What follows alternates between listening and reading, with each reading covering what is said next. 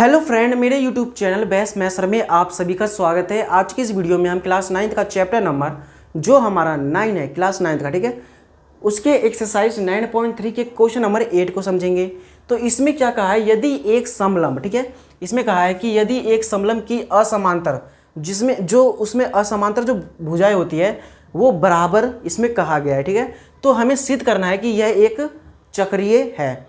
तो देखिए हम कैसे करेंगे। चक्रीय सिद्ध करने के लिए हमें पता है कि वो वृत्त के अंदर होता है। तो पहले हम वृत्त बनाएंगे। वृत्त हमारा कुछ इस प्रकार का होता है, ठीक है। अब देखिए इसमें हम क्या बनाएंगे, इसमें हम बनाएंगे एक,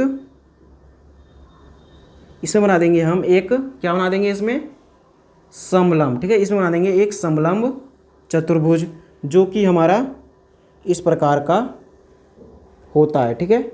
ये हमारा समलंब चतुर्भुज हो जाएगा इसके अंदर, जो कि हमारा कुछ इस प्रकार का होता है, ठीक है। इसका नाम दे देंगे ए बी सी डी, ठीक है। इसका नाम दे देते हैं हम ए, ठीक है, ए बी सी और डी, इस तरह से इसका नाम दे दिया, ठीक है।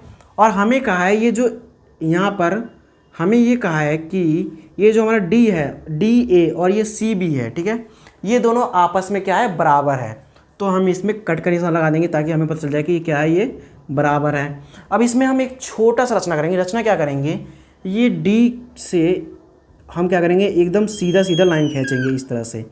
हमने ए बी पर क्या किया, लंब डाला, क्या, डी, और यहाँ पर मान लेते हैं डी, और यहाँ पर मान लेते हैं एम, इसको एम मान लिया, ठीक है, इस तरह से। उसके बाद सी से भी हम एक सीधा सीधा लाइन खींचेंगे इस तरह से, इसको हम एन मान लेते हैं, ठीक है, इस तरह से। ये हम रचना इसलिए कर रहे हैं ताकि हमारा जो है ये सिद्ध हो जाए कि ये चक्रीय चतुर्भुज है। अब देखिए ये 90 डिग्री का बनता है, यहाँ पर इधर भी बन जाएगा 90 डिग्री का, और ये भी यहाँ पर 90 डिग्री, यानी कि ये समकोण है, ठीक है। ये दोनों तो हमें पता चल गया। और इसका ये और ये जो दे रखा है असमांतर भुजाएं वो बराबर है। तो पहले हम लिखेंगे जो हमें दिया है, इसमें जो हमें दिया है, तो दिया क्या है, हम पहले लिखेंगे, दिया है कि ए बी सी डी, ठीक है। ए बी सी डी एक क्या है, समलंब है। ए बी सी डी एक समलंब है, इस तरह से हमने लिख लिया। तथा क्या हो जाएगा, और जो हमारा ए डी है वो बी सी के बराबर है। ए डी बराबर बी सी है, जो कि असमांतर भुजाएं है। तथा और हमें क्या पता है, वह, और हमें ये तो पता है कि जो हमारा डी सी है वो ए बी के समांतर होता है, ये तो हमें पता ही है। तो लिख देंगे डी सी समांतर है हमारा किसके, ए बी के, ठीक है। इस तरह से हमने ये लिख दिया। अब देखिए इसमें क्या करेंगे हम, अब देखिए ये हमने यहाँ पर जो हमें दिया था वो लिख दिया। उसके बाद हमने जो रचना किया है वो भी लिख देंगे। रचना क्या किया हमने, रचना क्या किया है हमने, तो रचना में लिखेंगे जो हमारा ए बी है, ठीक है, जो हमारा ए बी है, ठीक है, ए बी पर हमने डी एम लंब डाला। डी एम जो है हमने ए बी पर डाला है, वह, और क्या किया हमने, डी, और हमने सी एन जो है, सी एन भी हमने ए बी पर लंब डाला, ठीक है। इस तरह से हमने यहाँ पर ये लिख दिया जो हमने रचना किया है, ठीक है। अब उसके बाद हमें सिद्ध करना है कि चक्रीय है, ये जो है चक्रीय चतुर्भुज है, इस तरह से भी कह सकते हैं। तो हमें ये कहना है। तो देखिए अब हम इसको कैसे करेंगे सिद्ध, इसको ध्यान से समझिए। ये हमें करना है सिद्ध, यहाँ पर हमें ये करना है, ठीक है। तो सिद्ध करना ये हमें है। तो इससे पहले आप यहाँ पर क्या करेंगे, इसका सॉल्यूशन करेंगे। सॉल्यूशन कैसे करेंगे उसको समझिए। सॉल्यूशन में क्या करेंगे, ये जो हमारा यहाँ पर दिख रहा है, जो ए एम डी और एन बी सी, इस तरह से, या डी एम ए और सी बी एन, ये जो आपको त्रिभुज दिखाई दे रहा है, त्रिभुज के आकार का, आप यहाँ पे ध्यान से देखेंगे, यहाँ पर 90 डिग्री और यहाँ पर 90 डिग्री दिख रहा है, और ये दोनों आपस में बराबर है। तो हम क्या करेंगे, इन दोनों को सर्वांशम सिद्ध करेंगे। क्या करेंगे, हम सर्वांशम सिद्ध करेंगे। यदि हम इसको सर्वांशम सिद्ध करेंगे तो इससे क्या होगा, तो हमारा इससे क्या हो जाएगा, सी पी सी टी द्वारा एंगल ए बराबर हो जाएगा एंगल बी के, ये कह सकते हैं, ठीक है। या फिर हम ये भी कह सकते हैं, ये जो हमारा एंगल डी है ये भी बराबर हो जाएगा एंगल सी के, किसके कारण, सी पी सी टी द्वारा। ठीक है, इस तरह से हम ये कह सकते हैं। तो चलिए देखते हैं ये हम कैसे करेंगे। पहले इन दोनों को सर्वांशम सिद्ध करेंगे। सर्वांशम सिद्ध करने के लिए हमें 3 कंडीशन चाहिए होता है। तो पहले जो हमें त्रिभुज दे रखा है उसको देखिए। त्रिभुज क्या है, डी एम ए, त्रिभुज डी एम ए व, ठीक है, त्रिभुज डी एम ए व त्रिभुज और क्या है हमारा C B N, C D C पहला क्या था डी एम ए और दूसरा हो जाएगा सी एन बी। ठीक है, इस तरह से लिख सकते, इस तरह से भी लिख सकते हैं सी एन बी में। तो चलिए देखते हैं इसमें 3 कंडीशन। जैसा कि हमें पता चल रहा है कि ये समकोणीय त्रिभुज है, तो चलिए इसमें पहले हमें दिया क्या है, ये जो डी ए है या फिर ए डी बी सी के बराबर है। यहाँ पर लिख देंगे पहले ए डी बराबर बी सी है, कारण लिख देंगे ये तो हमें दिया हुआ है। ठीक है, दिया है। और उसके बाद यहाँ पर समकोण बन रहा है। समकोण कौन सा बन रहा है, एम और उसमें एन, यानी कि डी एम ए, यहाँ पर लिख देंगे एंगल डी एम ए बराबर एंगल सी एन बी, प्रत्येक कितना है 90 डिग्री, यानी कि प्रत्येक जो है समकोण बना रहे हैं, यानी कि 90 डिग्री। ये हो जाएगा इसका कारण। उसके बाद तीसरा क्या हो जाएगा, तीसरा इसमें देखिए ये हमने लिख दिया, ये हमने लिख दिया पहला। उसके बाद दूसरा हमने क्या किया, अब हम ये भी कह सकते हैं जो हमारा डी एम है और ये सी एन है ये भी बराबर हो जाएगा।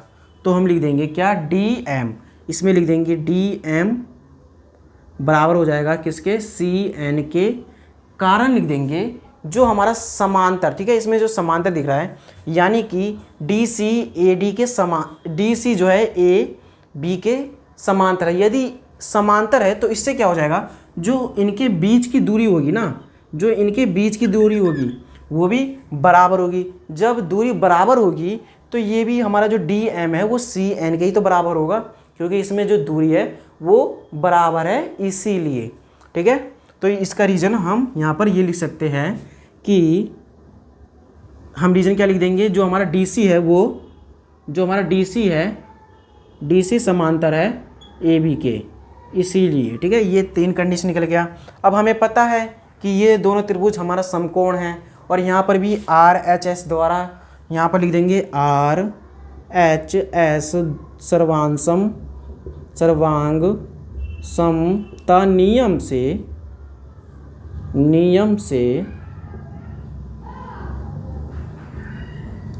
क्या हो जाएगा, जो त्रिभुज हमारा कौन सा, डी एम ए बराबर हो जाएगा किसके, सी एन बी, बराबर भी हो जाएगा और सर्वांशम भी हो जाएगा। लेकिन हमें सर्वांशम सिद्ध करना, तो सर्वांशम हमने यहाँ पर सिद्ध कर दिया। अब देखिए यहाँ पर हमने यदि ये सर्वांशम सिद्ध कर दिया तो इससे हम क्या कह सकते हैं कि, अब यहाँ पर हम क्या कह सकते हैं, जो हमारा ये कोण ए है वो बराबर हो जाएगा कोण बी के, कोण ए बराबर कोण बी के, ये भी कह सकते हैं। और जो कोण डी है, कोण डी बराबर हो जाएगा कोण सी के। इन दोनों का एक ही कारण हो जाएगा सी पी सी टी से, या फिर सी पी सी टी द्वारा, ये भी लिख सकते हैं। ये हो गया। अब देखिए हम क्या कह सकते हैं, यहाँ पर देखिए अब हम क्या कह सकते हैं, डी और ए। ठीक है, ये जो है हमारा डी ए, ठीक है, ये डी और ए, इन दोनों का योग कितना हो जाएगा, 180 डिग्री। तो हम लिख देंगे angle D plus angle A बराबर 180 डिग्री। कारण क्या हो जाएगा, क्योंकि ये दोनों समांतर है, ये दोनों हमारा समांतर डी सी ए बी के समांतर है। जब कभी भी ये दोनों कभी भी जब हमारे पास समांतर होता है और उसके इस साइड में या फिर इस साइड में कहीं पर भी यदि इस तरह का लाइन बन रहा हो या फिर रेखा, तो उसका जो इन दोनों कोणों का जो इसमें कोण बन रहे होंगे उस दोनों कोणों का योग 180 डिग्री होगा। उसको हम तिर्यक रेखा के और बने कोण 180 डिग्री होते हैं, इस तरह से लिख देंगे। तिर्यक रेखा के और बने कोण, के और बने कोण कितना होता है, बराबर में 180 डिग्री। ये इसका बस रीजन लिख देंगे। ये हो गया। अब देखिए इसमें हम क्या कह सकते हैं इसमें हम क्या कर सकते हैं, ये जो हमारा एंगल डी है, ठीक है, ये एंगल डी जो है हमारा, हम ए की जगह यहाँ पर एंगल ए की जगह एंगल बी भी लिख सकते हैं। क्यों? क्योंकि हमने यहाँ पर दिखाया कि एंगल ए बराबर एंगल बी है, इसलिए हम एंगल ए की जगह एंगल बी भी लिख सकते हैं। तो यहाँ पर प्लस लिख देंगे और एंगल ए की जगह एंगल बी लिख देंगे और बराबर में 180 डिग्री रहेगा। रीजन तो हमारा यही रहेगा, ठीक है। यानी कि angle B plus angle D और प्लस एंगल बी बराबर 180 डिग्री। आप यहाँ पर एक चीज़ नोटिस कीजिए कि ये जो है हमारा यहाँ पर ये और ये आमने सामने का योग बराबर है, यानी कि इसका मतलब क्या हुआ कि ये चक्रीय चतुर्भुज में होता है। चक्रीय चतुर्भुज में क्या होता है? चक्रीय चतुर्भुज में सम्मुख, ठीक है, सम्मुख कोणों के प्रत्येक युग्म क्या होते हैं? बराबर होते हैं। प्रत्येक युग्म बराबर होते हैं तथा 180 डिग्री का, प्रत्येक युग्म 180 डिग्री का कोण बनाते हैं, इस तरह से हम कह सकते हैं। यानी कि ये और ये मिलकर 180 डिग्री बनाएंगे, ये और ये मिलकर 180 डिग्री बनाएंगे। तो यहाँ पर हम लिख देंगे रीजन, यहाँ पर लिख देंगे। अब यहाँ पर हम क्या लिख सकते हैं, ये हमने यहाँ तक समझ लिया। तो इसका यहाँ पर अब हो जाएगा कि यह है चक्रीय है, ठीक है, यह है, हमने सिद्ध करना था कि यह चक्रीय है या नहीं। तो हम लिख देंगे चक्रीय है क्योंकि, कारण लिख देंगे ब्रैकेट में क्योंकि, ठीक है, कारण क्या लिखेंगे? क्योंकि, अब इसमें लिखेंगे क्योंकि सम्मुख, क्योंकि चक्रीय चतुर्भुज, ठीक है, चक्रीय, और यहाँ पर चतुर्भुज इस तरह से बना देता हूँ, चक्रीय चतुर्भुज सम्मुख, ठीक है, क्योंकि चक्रीय चतुर्भुज में जो सम्मुख कोण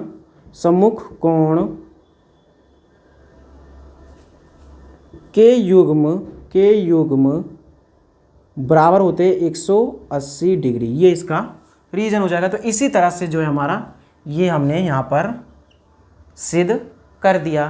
तो आई होप आपको इसमें ज़्यादा प्रॉब्लम नहीं हुआ होगा, आपने इसको अच्छे से समझ लिए होंगे, ठीक है। यदि आपको समझ में नहीं आया है तो इस वीडियो को फिर से आप देख सकते हैं, ठीक है। तो अब मिलेंगे हम नेक्स्ट वीडियो में, जब तक के लिए धन्यवाद और थैंक यू।